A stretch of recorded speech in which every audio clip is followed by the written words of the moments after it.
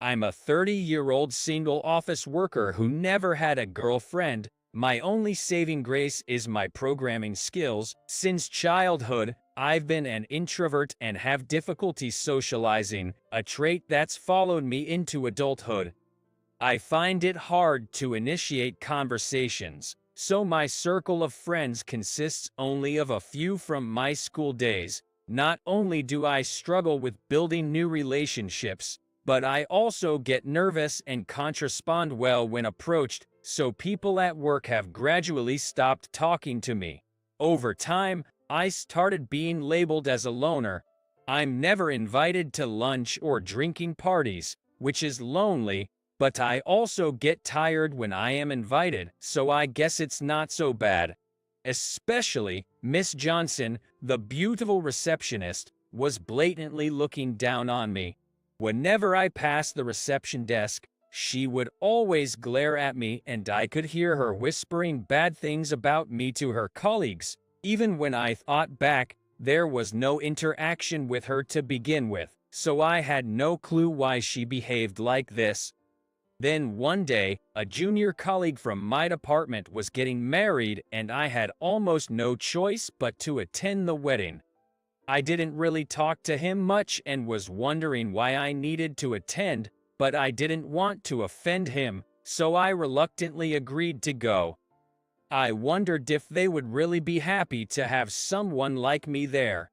With a heavy heart, I left my house. On my way to the wedding venue, unfortunately, I found an old man collapsed on the ground in a park. If it wasn't a crowded place, I would think someone else will help, but there was no one else around. I couldn't just ignore him, so I ran to the old man and called an ambulance. "Are you okay?" "I've called an ambulance," I said, and although he was struggling to breathe, he said, "Thank you." And that put me at ease. The ambulance arrived and after explaining the situation to the paramedics, I was about to leave, but I was worried about the old man who was alone, so I decided to accompany him to the hospital. When the examination was over at the hospital, I was relieved to find out that the old man's life was not in danger, but of course, I was definitely going to be late for the wedding. When I finally arrived at the wedding, unfortunately, it was a quiet moment, and I received cold looks from my colleagues. Even when we moved to the reception venue, I was feeling awkward the whole time since I had no one to talk to. I had anticipated this, but I couldn't help feeling upset thinking why I had to go through all this even after giving the wedding gift money. As the empty beer bottles began to pile up, some of my colleagues who were red in the face started to put me down on purpose. Especially when the topic of girlfriends or families came up, they'd say things like some guys treat their computers like girlfriends, or maybe he has a virtual girlfriend inside his computer, or man, that's weird, all while glancing my way. Of course, not everyone was saying things like this, but since no one was defending me, it felt like everyone was against me. That day, I went home feeling sad, thinking that I shouldn't have attended the wedding. Several days passed since the wedding incident. After the usual crowded train ride, I walked to the office, dragging my feet through the automatic doors. Normally, I would wait for the elevator while being scared of Miss Johnson, who usually glared at me from the reception, but today was different. For some reason, Miss Johnson hurriedly got up from her seat and ran towards me. I braced myself, thinking she might have a major complaint, but to my surprise, Miss Johnson said, "I'm sorry for the way I've acted. I unfairly disliked you and acted rudely towards you." Miss Johnson, who I had always found intimidating and unapproachable, was speaking to me with a completely different demeanor. Unable to understand the situation, I was dumbfounded. I had never had a chance to look at her face up close before, but seeing Miss Johnson up close, I realized why she was considered out of our league by the male staff, because she was really beautiful. However, I noticed that I was being stared at by people coming into the office because I was facing Miss Johnson, so I tried to leave immediately. But Miss Johnson, who seemed not to care about the stares, invited me to the space next to the reception and began to explain the situation. Apparently, Miss Johnson had once been a victim of an online stalker. Because of that, she had a dislike for me, who was a member of the system development department and somewhat resembled that perpetrator. Even though she knew I was a different person, she couldn't help but feel scared. Also, I had completely forgotten until now, but when I first joined the company, I inadvertently stared at Miss Johnson, who was exceptionally beautiful and stood out. There was no ulterior motive, but I couldn't help but follow beautiful women with my eyes. I hadn't realized that such an innocent act on my part could make someone else feel so uncomfortable. As I was reflecting and apologizing to Miss Johnson, something happened. The company president was walking up behind Miss Johnson, and, for some reason, he was with the old man I had helped the other day. What's more, Miss Johnson, who was standing next to me, stopped the old man and said, "This is Mr. Harper." Stunned and confused, the old man turned to me and said, "I'm grateful for your help the other day. I'm feeling much better, thanks to you. Thank you very much." He bowed his head and then headed to the president's office. Just like with the incident with Miss Johnson earlier, I was left dumbfounded. Then, Miss Johnson told me, "He's my grandfather."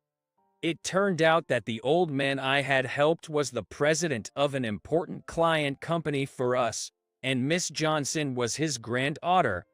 According to Miss Johnson, after asking for my contact information in the hospital, the old man learned that I was an employee of the company his granddaughter worked for and seemed to have inquired about me.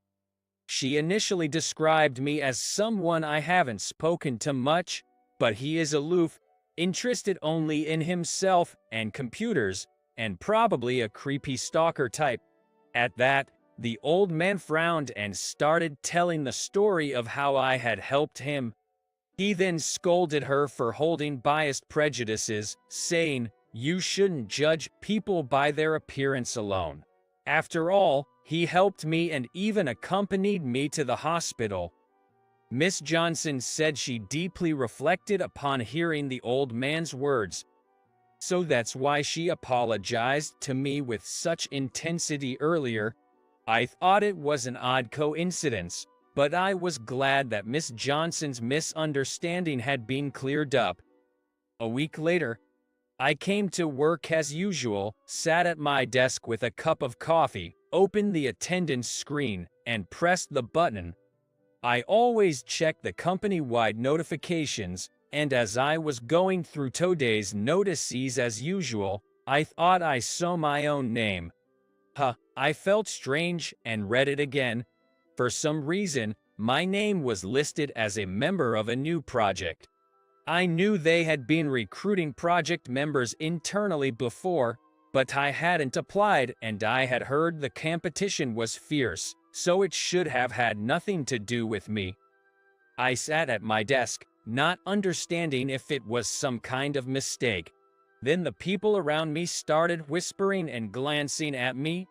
I was fed up with being treated this way again, just because of a mistake. Then, the department head appeared on the floor and started the usual morning meeting. Good morning. Let's start the morning meeting.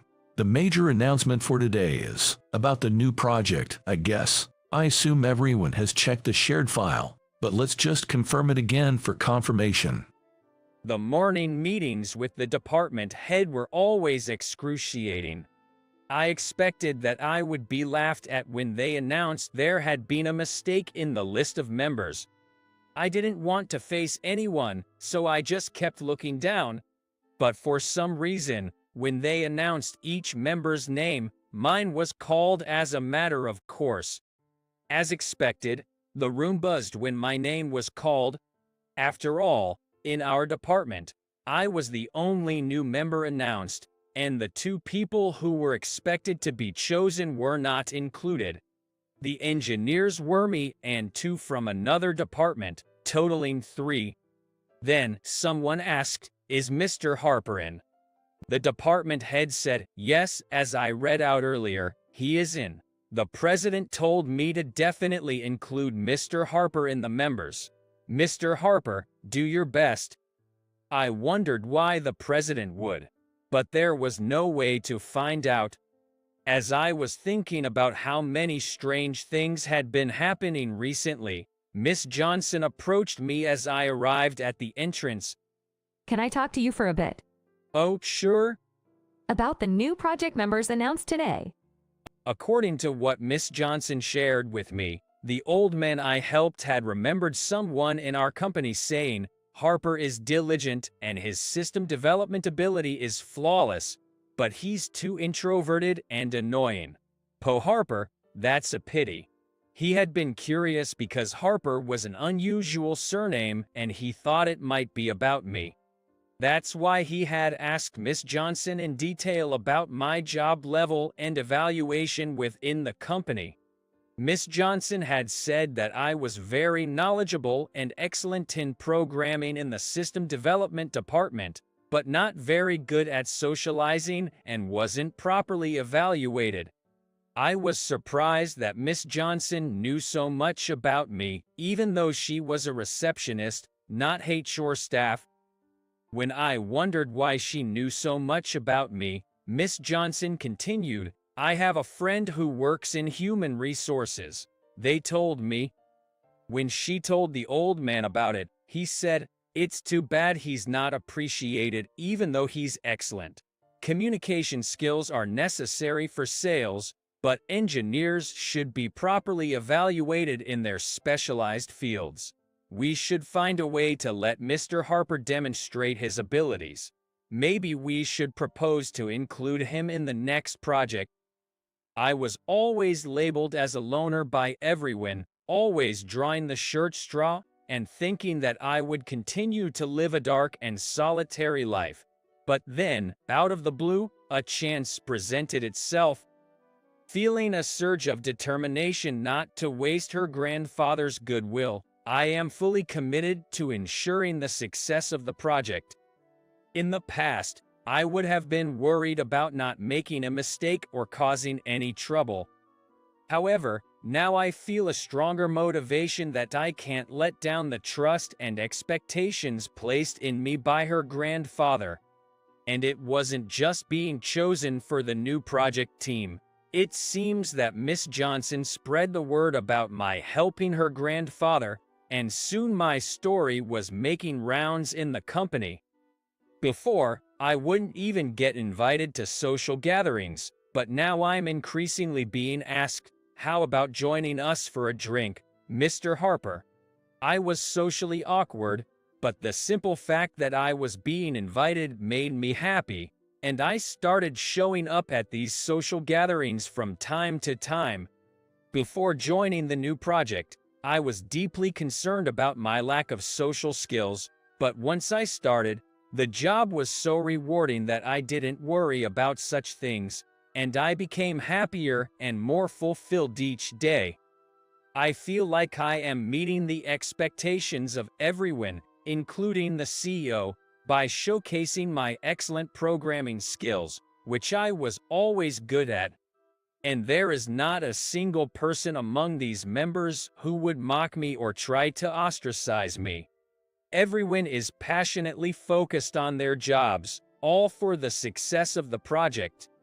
It seems that her grandfather, who knew about my trouble with conversation despite being competent at work, advised the CEO on how to make the most of his employees.